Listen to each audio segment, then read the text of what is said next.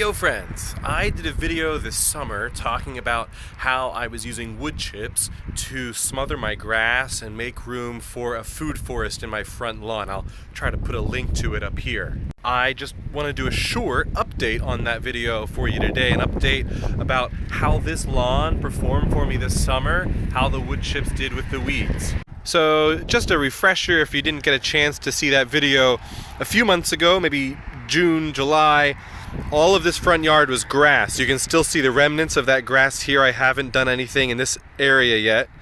All of this was grass, and now it's a bunch of wood chips. The idea, the hope, is that I wanted to put the wood chips down as a way of suppressing weeds, as a way of retaining moisture in the soil, and as a way of feeding the soil as well as wood chips break down, they compost. Of course, I don't want my front lawn to just be a mess of wood chips, and it really isn't going to be very long. I have tons of plants in here that will really start to fill out pretty quickly, and you'll start to see this whole front lawn looking more like a forest garden than a wood chipped area. I got a pear tree and a goomy berry bush. I have some creeping thyme here. I have a fig tree. I have a juneberry tree, and I have some honeyberries over here. So how did this do in year one? Was it able to accomplish some of the goals that I had set for it? So my main goal here really was weed suppression and killing off the grass. I put in just a few inches of wood chips. I'm already digging into soil here, and there is no grass in sight. There are a few areas, less than a handful, where some weeds started to poke through. This area here as well. But honestly, pretty much all of the weed pressure in this area came from the edges. So, a whole bunch of wood chips here, and then the wood chips stop along this rock barrier, and this creeping Charlie is starting to crawl into the food forest area. It was really easy to stay on top of those edges. I could do it with a weed whacker to keep it really simple. So yeah, first main objective here, totally accomplished. A few inches of wood chips completely smothered the grass. I didn't need to lay down any cardboard. I didn't add any other soil amendments like compost or anything. I literally just laid down a few inches of wood chips. Grass is gone, almost no weed pressure. As for my goal of retaining moisture, this stuff did great. We had a pretty bad drought here this summer, maybe 30 plus days without any rain. I don't think I watered anything here at all. I even had watermelon growing here that did just fine without any watering.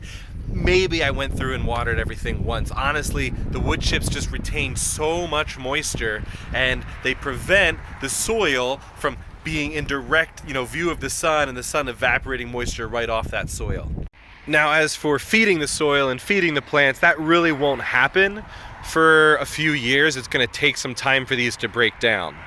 I will say, however, some people are afraid of using wood chips like this because wood chips suck up nitrogen and they don't want to rob their plants of that nitrogen. I didn't see any of that happening here. I think the main reason was that I was really careful to keep wood chips out of the hole when I dug a hole for a plant. Any wood chips that get in that hole will be right next to the roots and will rob nitrogen away from the roots. By planting my trees and my shrubs deep in soil and then having wood chips on top of that, I didn't see any nitrogen problems at all. Even if I did, it would be really simple to just add a liquid nitrogen fertilizer. You could even pee in a bucket and water that down and pour that around your plants. The wood chips would only really suck up that nitrogen for a season or two at most, and then when they start to break down and compost, they'll start releasing that nitrogen back into the soil for your plants. I have done this same exact procedure at the middle school garden. I have some videos about the work I've been doing there, and I have found one exception to my weed obliteration progress that I've seen here. At the middle school garden, there are just tons of thistle, and I have found that that thistle really starts to break through the wood chips. I've even layered in, I think, like 8, maybe 10 inches of wood chips in areas, and the thistle, bam, just pops right through.